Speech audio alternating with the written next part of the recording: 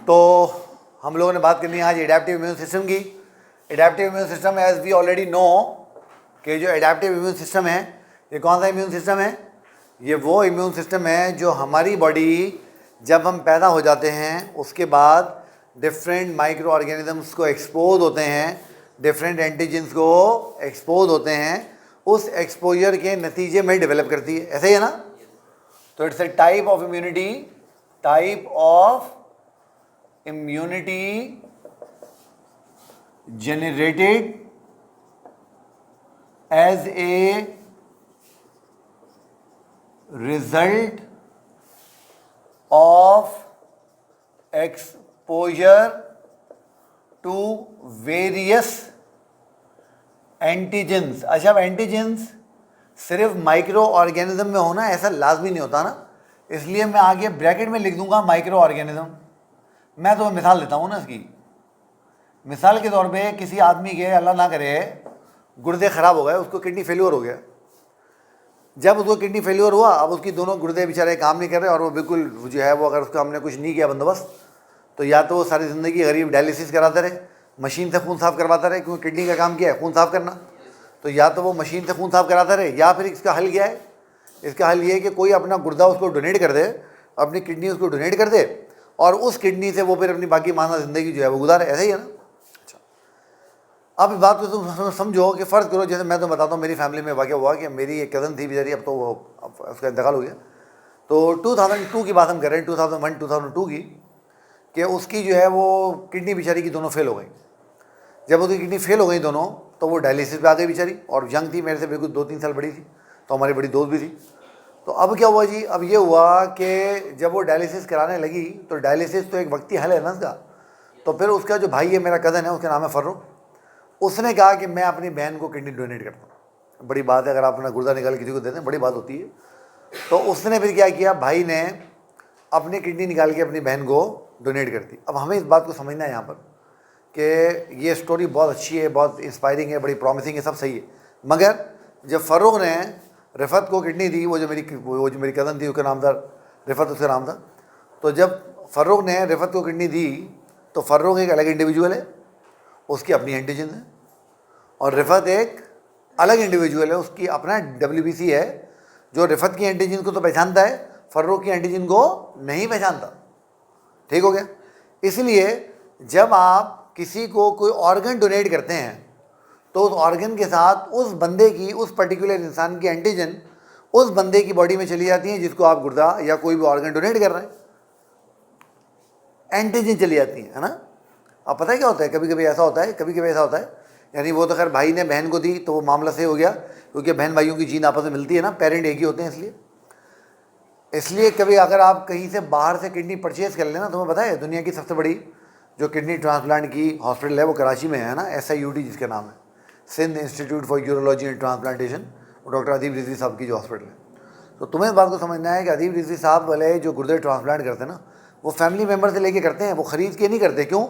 क्योंकि जब आप ख़रीद के करोगे तो जिस बंदे से आपने गुर्दा लिया वो अलग फैमिली से है, आप एक अलग फैमिली से हो, तो जैसे ही उसका गुर्दा यानी उसकी एंटीजन आपकी बॉडी में जाएंगी तो क्या होगा, आपके WBC पहचान लेंगे कि ये MHC1 अपना है, MHC1 नहीं है, ये MHC1 फॉरेन MHC है। कौन सा MHC है?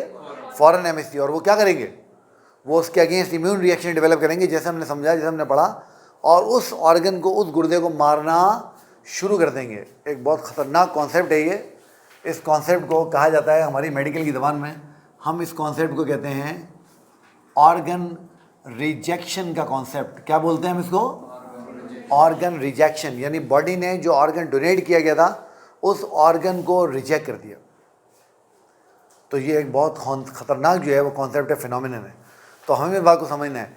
अब वो जो बॉडी ने ऑर्गन को रिजेक्ट किया, वो पैदा होने के बाद किया ना, यानी एंटीजन का एक्सपोजर हुआ, ऑर्गन उसको मिला, उस एंटीजन के एक्सपोजर के नतीजे में उसने एंटीबॉडीज़ और इम्यून रिएक्शन डेवलप किया। तो इस तरह के इम्यून रिएक्शन जो आप पैदा होने के बाद जब एंटीजन से एक्सपोज होते हैं तब डेवलप करते हैं, उसको हम क्या नाम देते हैं बेटा? एडेप्टिव इम्यून सिस्टम का नाम देते हैं। किसका नाम देते हैं बेटे? एडेप्टिव इम्यून सिस्टम का। अब ये मैंने तो गुर्दे की आपको मिसाल दे दी ना, आप इसमें बहुत सारी मिसालें फिट कर सकते हैं। जैसे आपको नज़ला ज़ुकाम हुआ, आप देखते हैं अगर आपको नज़ला ज़ुकाम होता है, कुछ अरसे अगर आप नज़ला ज़ुकाम की दवा ना लो तो 2-4-5 दिन बाद वो खुद ब खुद ठीक हो जाता है ना। वो कैसे खुद ब खुद ठीक हो जाता है? जादू हो रहा है क्या? आपका इम्यून सिस्टम वो वायरस जो आपको जुकाम करवा रहा है, उस वायरस को पहचान के उसके अगेंस्ट इम्यूनिटी डेवलप कर लेता है।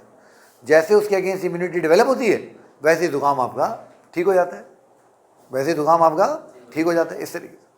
ठीक है, तो पता चला कि एडेप्टिव इम्यून सिस्टम उस वक्त तक काम नहीं करेगा जब तक उसको एंटीजन का एक्सपोजर ना मिले। तो it requires exposure to various antigens. जितना एंटीजन का एक्सपोजर ज़्यादा होगा, उतना ये सिस्टम ज़्यादा तगड़ा होगा, ज़्यादा अच्छा होगा, ज़्यादा मजबूत होगा। तुम्हें पता है वो एक थ्योरी है, उसको कहते हैं पुअर हाइजीन थ्योरी। क्या बोलते हैं उसको? यानी जो लोग गंदगी में रहते हैं वो कम बीमार होते हैं एज़ कम्पेयर टू उन लोगों की जो साफ़ सुथरी जगहों पर रहते हैं। तुमने देखा नहीं है, वो जो गरीबों के इलाके में होता है, वो गंदी छोले की चाट भी खा रहा है, वो तो कुछ भी नहीं हो रहा। वो गंदे शरबत भी पी रहा है, वो तो कुछ भी नहीं हो रहा। वो गंदी बोतलें भी पी रहा है, वो तो कुछ भी नहीं हो रहा। वो गली में ऐसे ही नंगे पाँव उधर से उधर दौड़ रहा है, मट्टी में लौट रहा है, उसको तो कुछ भी नहीं हो रहा। और वही छोले की चाट अगर तुम और मैं खा लो तो अपना काम ही हो जाए, है ना। तो वो उसको कुछ क्यों नहीं हो रहा? क्योंकि उसको इतना एक्सपोजर हो गया एंटीजन्स का कि उसका इम्यून सिस्टम बहुत तगड़ा हो गया है। ये एक पूरी थ्योरी है। इस थ्योरी को क्या नाम दिया जाता है? इसको नाम दिया जाता है पुअर हाइजीन थ्योरी। क्या नाम देते हैं इसको? Poor hygiene theory. यानी जिन लोगों की हाइजीन पुअर होती है, जो सफाई सुथराई का बहुत ख़ास ख्याल नहीं रखते, वो शुरू में तो बीमार होंगे ज़्यादा, बट आहिस्ता आहिस्ता वो बीमारियाँ एक्सपोज हो गए, उनका इम्यून सिस्टम बहुत तगड़ा हो जाएगा। सही है? ओके। अब ये जो एडेप्टिव इम्यून सिस्टम है ना, ये एक बहुत ही शानदार वाइट ब्लड सेल की टाइप का सिस्टम है, जिसको हम कहते हैं लिम्फोसाइट। तो it is a system of lymphocyte. तो लिम्फोसाइट का सिस्टम है। तो ये लिम्फोसाइट का सिस्टम है। अच्छा, ये पुअर हाइजीन थ्योरी तो मैं कहता है कि अपन जितने गंदे मंदे रहेंगे उतने अपन तगड़े हो जाएंगे। तो क्या अपन को गंदा रहना चाहिए? नहीं रहना चाहिए। तो फिर इसका क्या मतलब हुआ? ये एक सेक्सुअल में हमें ये समझाने के लिए, वो बिल्कुल आजकल तो वो है ना, वालदेन ऐसे हो गए, बच्चा ज़रा से यूँ भी करे, अच्छा, वो कहते हैं ओह मेरे बच्चे को एलर्जी हो गई है। भाई ये उन वालदेन के लिए है कि बच्चों को थोड़ा सा फ्री हैंड भी दें कि वो अपनी मर्ज़ी से खेलें कूदें, उनका ख्याल रखें, साफ़ सुथरे कपड़े पहनाएं, उनको नहलाएं धुलाएं। मगर अगर वो इधर उधर खेल कूद कर रहे हैं, गिर रहे हैं, भाग रहे हैं, दौड़ रहे हैं, तो उनको रोके नहीं, भागने दौड़ने दें। उससे उनकी इम्यूनिटी मजबूत होगी। ठीक हो गया? ओके। तो it's a system of lymphocyte. ये लिम्फोसाइट का सिस्टम है। और लिम्फोसाइट जो होते हैं बेटा, ये बहुत शानदार WBCs है। तो lymphocytes are a granulocytes. Lymphocyte जो हैं दे आर ए ग्रेन्यूलोसाइट। हमने बात की थी WBC दो तरह के होते हैं, ग्रेन्यूलोसाइट्स एंड ए ग्रेन्यूलोसाइट। तो ये ए ग्रेन्यूलोसाइट्स हैं। और ये जनाब अली they form around 20 to 40% of total WBCs of our body. हमारी बॉडी में जो WBCs की टोटल परसेंटेज है, उसका 20 to 40% कौन बनाते हैं? उसका 20 to 40% जो होते हैं वो ये आपके लिम्फोसाइट बनाते हैं। जब हम लिम्फोसाइट को देखते हैं तो देखने में जो लिम्फोसाइट होते हैं, they are totally indistinguishable from each other. आप अगर दो तरह के मैं आपको लिम्फोसाइट दे दूंगा तो आप उनको देख के कभी भी उनमें फ़र्क नहीं कर सकोगे। तो they are indistinguishable from each other in their structure. ये अपने स्ट्रक्चर में बिल्कुल एक दूसरे से आप इनको सेपरेट नहीं कर सकते, इनको अलग नहीं कर सकते। हाँ, जब हम इनका फंक्शन देखेंगे ना, तो फंक्शन की और मैचुरेशन की बेस पे हम इनको दो हिस्सों में डिवाइड कर लेते हैं। तो ऑन दी, अच्छा एक मिनट रुक जाओ। ये बात आपने ध्यान में रखनी है कि सारे के सारे लिम्फोसाइट्स बोन मैरो से डेवलप होते हैं। तो all lymphocytes develop from bone marrow. सारे लिम्फोसाइट बोन मैरो से डेवलप होते हैं। हाँ क्या कह रही? अब हाँ,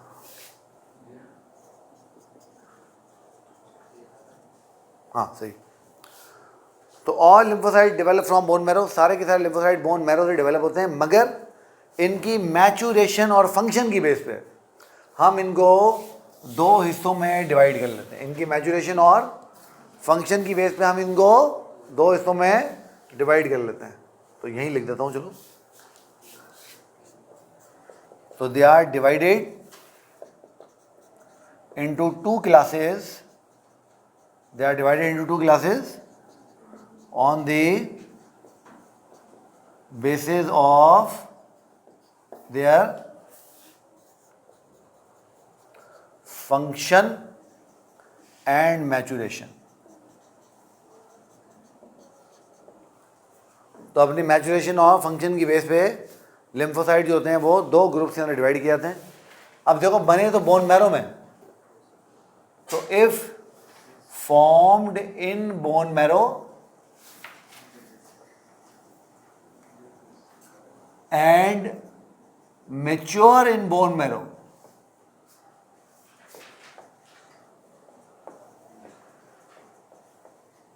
अगर ये बने भी बोन मैरो में और मेच्योर भी बोन मैरो में हुए,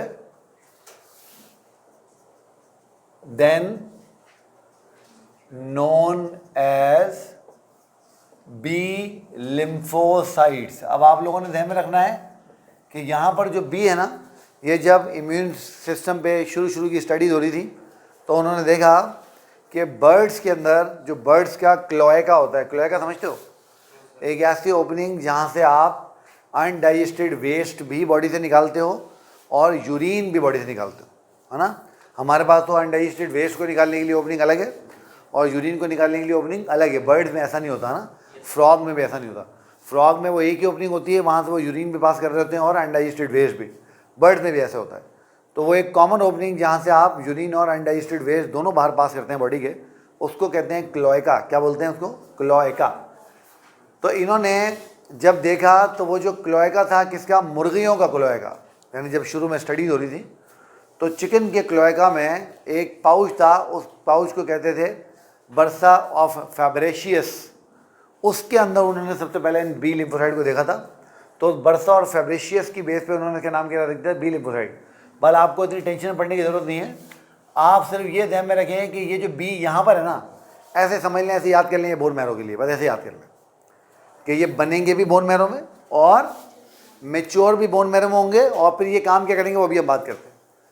दूसरी जो टाइप है, तो if formed in bone marrow, if formed in bone marrow, अगर ये बोन मैरो बने और उसके बाद इमेच्योर फॉर्म में रिलीज होगा ब्लड में,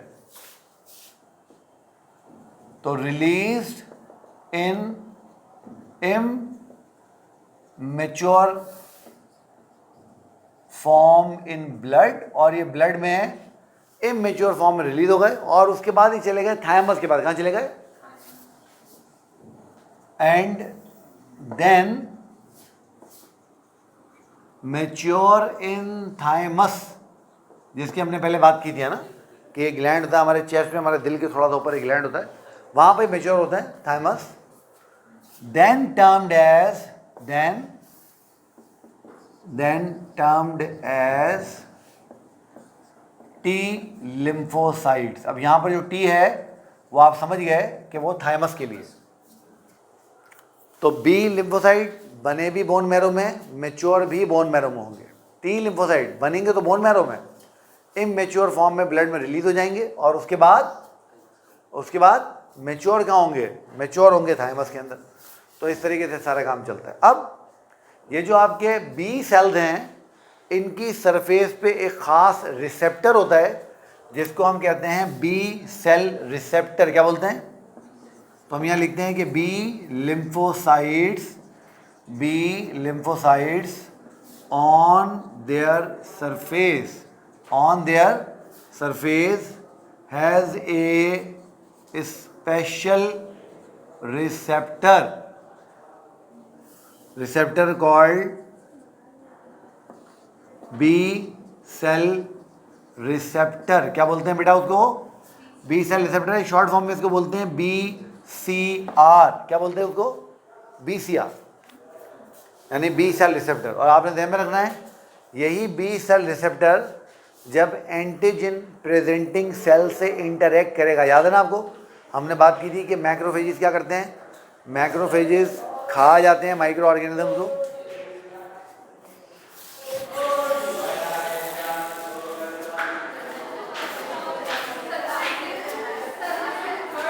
गायब हो जाओ, तुम लोग कहाँ आ रही हो,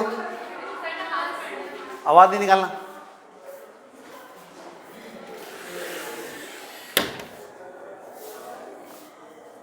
अच्छा, अब हम लोगों ने बात की थी कि हमारे पास होते हैं एंटीजन प्रेजेंटिंग सेल, याद आ रहा है ना, और एंटीजन प्रेजेंटिंग सेल कौन से सेल होते थे, कौन से सेल होते थे बताओ, मैक्रोफेजेस। हमने बात की थी कि मैक्रोफेजेस जब माइक्रो ऑर्गेनिज्म को खा जाते हैं तो वो सिर्फ माइक्रो ऑर्गेनिज्म को खाते नहीं हैं, उनकी एंटीजन को अपनी सरफेस पे प्रोजेक्ट कर लेते हैं ना। और जैसे ही मैक्रोफेज एंटीजन को अपनी सरफेस पे प्रोजेक्ट करेंगे, हम उसका नाम क्या रख देंगे, एंटीजन प्रेजेंटिंग सेल, है ना। तो जैसे ये BCR एंटीजन प्रेजेंटिंग सेल से इंटरेक्ट करेगा, बी लिम्फोसाइट एक्टिवेट हो जाएंगे, क्या हो जाएंगे। तो अब मैं यहां लिखता हूं कि BCR when interact with antigen presenting cell यानी APC, दे बिकम एक्टिवेटेड। ये क्या हो जाते हैं बेटा, ये एक्टिवेट हो जाते, ठीक हो गया। अच्छा, इसी तरीके से आपके जो टी लिम्फोसाइट होते हैं, टी लिम्फोसाइट के पास भी उनकी सरफेस पे एक रिसेप्टर होता है जिसको बोलते हैं टी सेल रिसेप्टर, क्या बोलते हैं। तो टी लिम्फोसाइट्स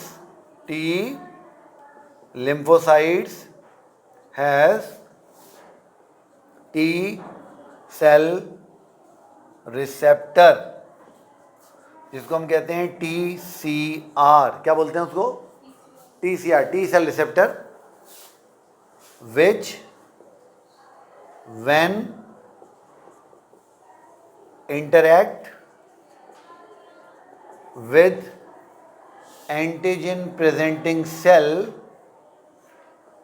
activates। तो जैसे ही ये उससे इंटरेक्ट करेगा एक्टिवेट हो जाएंगे। अच्छा, इसका मतलब ये हुआ कि इन सेल्स को एक्टिवेट होने के लिए BCR को और TCR को एंटीजन प्रेजेंटिंग सेल से इंटरेक्ट करवाना पड़ेगा।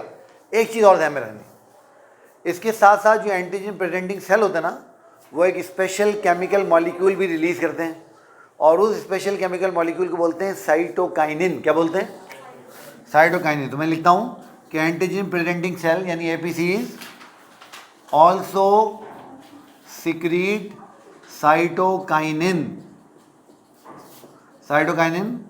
which